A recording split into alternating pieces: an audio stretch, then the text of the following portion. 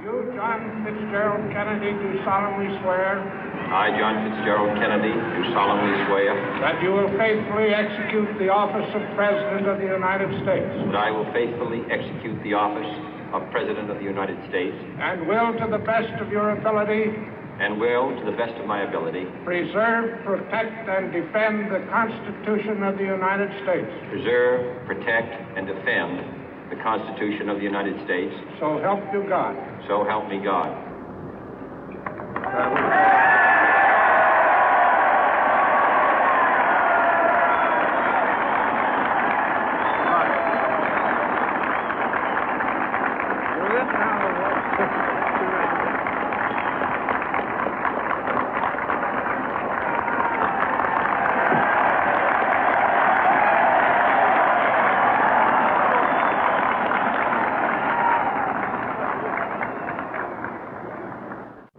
Vice President Johnson, Mr. Speaker, Mr. Chief Justice, President Eisenhower, Vice President Nixon, President Truman, Reverend clergy, fellow citizens.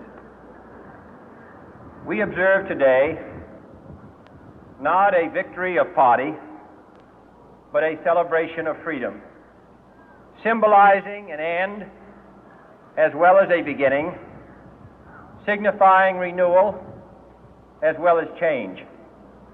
For I have sworn before you and Almighty God the same solemn oath our forebears prescribed nearly a century and 3/4 ago. The world is very different now, for man holds in his mortal hands the power to abolish all forms of human poverty and all forms of human life. And yet the same revolutionary beliefs for which our forebears fought are still at issue around the globe. The belief that the rights of man come not from the generosity of the state, but from the hand of God. We dare not forget today that we are the heirs of that first revolution. Let the word go forth from this time and place to friend and foe alike that the torch has been passed to a new generation of Americans born in this century, tempered by war, disciplined by a hard and bitter peace, proud of our ancient heritage, and unwilling to witness or permit the slow undoing of those human rights to which this nation has always been committed and to which we are committed today at home and around the world.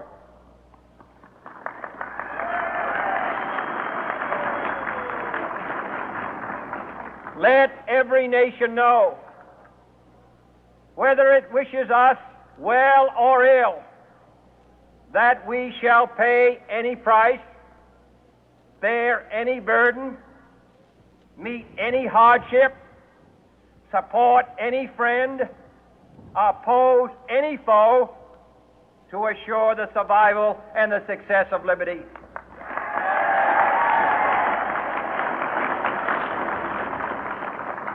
This much we pledge and more. To those old allies whose cultural and spiritual origins we share, we pledge the loyalty of faithful friends. United, there is little we cannot do in a host of cooperative ventures. Divided, there is little we can do, for we dare not meet a powerful challenge at odds and split asunder. To those new states whom we welcome to the ranks of the free, we pledge our word that one form of colonial control shall not have passed away, merely to be replaced by a far more iron tyranny. We shall not always expect to find them supporting our view, but we shall always hope to find them strongly supporting their own freedom, and to remember that in the past, those who foolishly sought power by riding the back of the tiger ended up inside.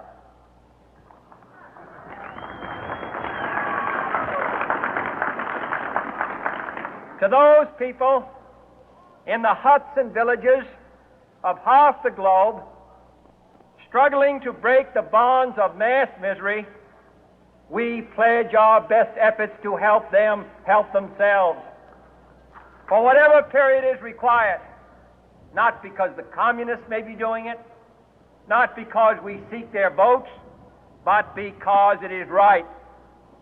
If a free society cannot help the many who are poor, it cannot save the few who are rich.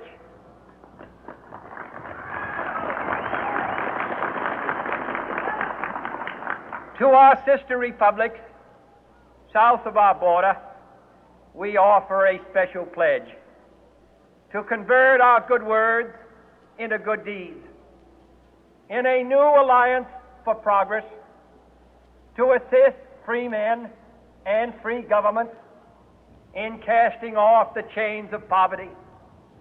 But this peaceful revolution of hope cannot become the prey of hostile powers.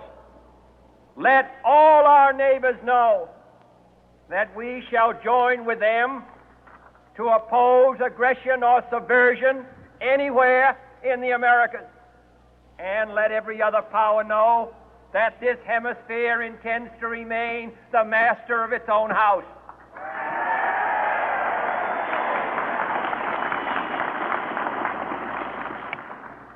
To that World Assembly of Sovereign States, the United Nations, our last best hope, in an age where the instruments of war have far outpaced the instruments of peace, we renew our pledge of support to prevent it from becoming merely a forum for invective, to strengthen its shield of the new and the weak, and to enlarge the area in which its writ may run. Finally, to those nations who would make themselves our adversary, we offer not a pledge, but a request that both sides begin anew the quest for peace. Before the dark powers of destruction, unleashed by science, engulf all humanity in planned or accidental self-destruction, we dare not tempt them with weakness, for only when our arms are sufficient beyond doubt can we be certain beyond doubt that they will never be employed.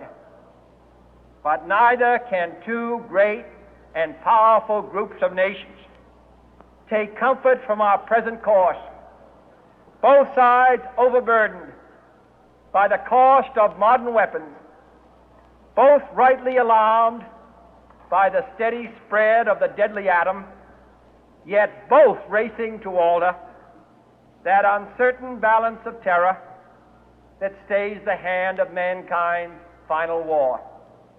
So let us begin anew, remembering on both sides that civility is not a sign of weakness, and sincerity is always subject to proof. Let us never negotiate out of fear, but let us never fear to negotiate.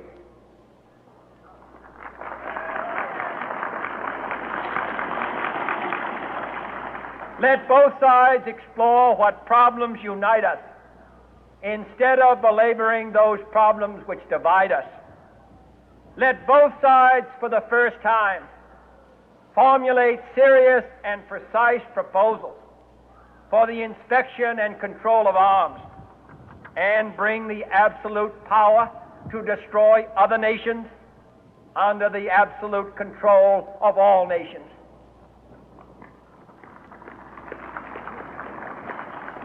Let both sides seek to invoke the wonders of science instead of its terrors.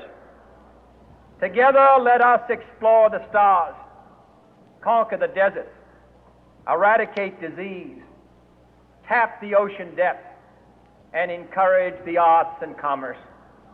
Let both sides unite to heed in all corners of the earth the command of Isaiah to undo the heavy burden and let the oppressed go free.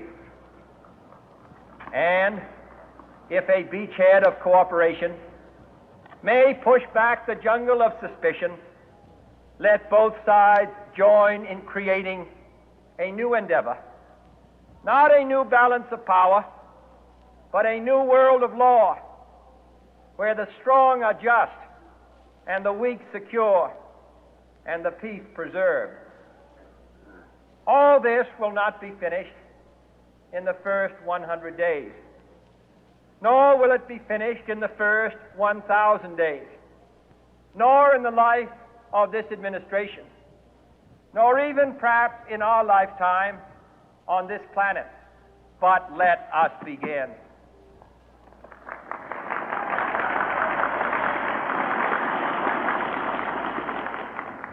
In your hands, my fellow citizens, more than mine, will rest the final success or failure of our course. Since this country was founded, each generation of Americans has been summoned to give testimony to its national loyalty. The graves of young Americans who answered the call to service surround the globe. Now the trumpet summons us again, not as a call to bear arms, though arms we need, not as a call to battle, though in battle we are, but a call to bear the burden of a long twilight struggle, year in and year out, rejoicing in hope, patient in tribulation, a struggle against the common enemies of man, tyranny, poverty, disease, and war itself. Can we forge against these enemies a grand and global alliance, north and south, east and west, that can assure a more fruitful life for all mankind? Will you join in that historic effort?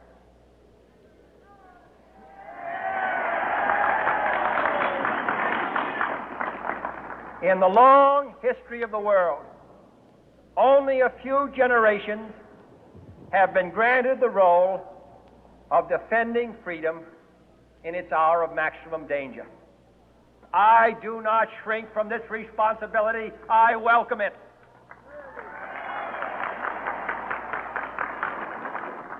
I do not believe that any of us would exchange places with any other people or any other generation.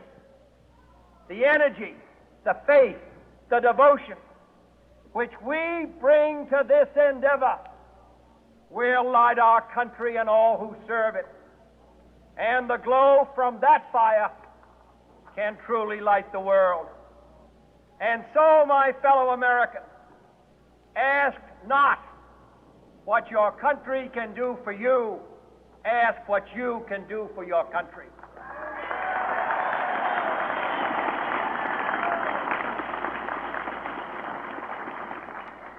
My fellow citizens of the world, ask not what America will do for you, but what together we can do for the freedom of man.